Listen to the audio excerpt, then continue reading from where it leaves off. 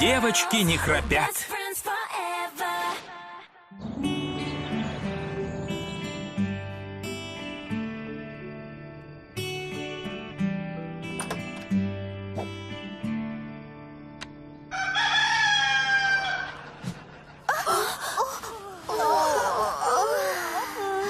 Уже утро. Не знала, что вы завели петуха. Я тоже.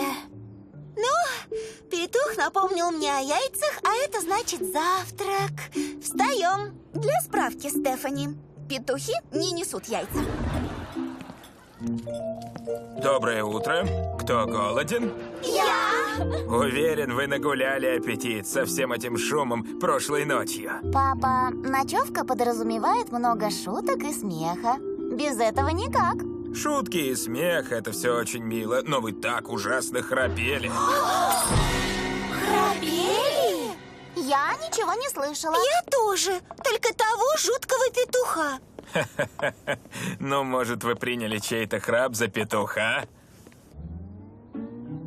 Что? Ну, ты издаешь много странных звуков, когда распеваешься. Эти странные звуки помогают мне петь, а не храпеть.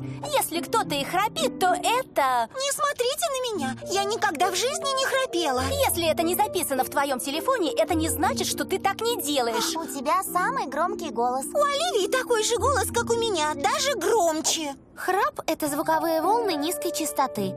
Раз я ничего не слышала, это был тот, кто спал дальше всех от меня. Ну, у Мии самая плоская подушка. Все знают, что на таких подушках трудно дышать. Я люблю плоские подушки. И для справки, я не храплю. Вообще. Но кто-то же храпел. Не я. Знаю. Мне же подарили новый цифровой рекордер.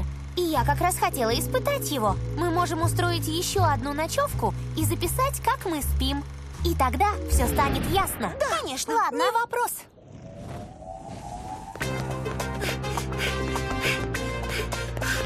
Упражнения помогут расширить легкие. Взбитая подушка точно не даст мне захрапеть. От меня храпа не услышать. Эвкалипт расширяет воздушные пути. Пусть знают все, мы не храпим во сне. Ла-ла-ла. Влажный воздух помогает избавиться от храпа. И тонкая полоска скотча на носу. Ну вот, все готово.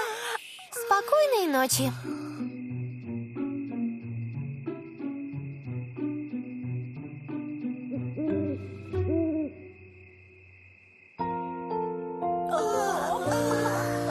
Так, настал момент истины. Это точно Андреа. Я? Но это похоже на Эмму.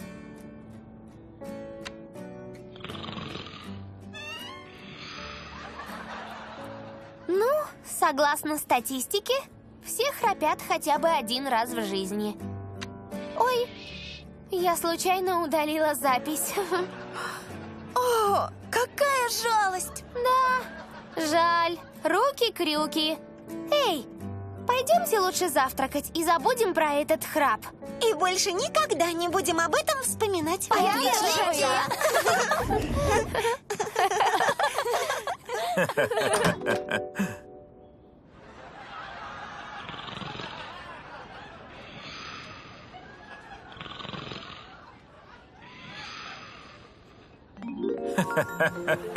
Дорогая, хочешь, расскажу кое-что смешное?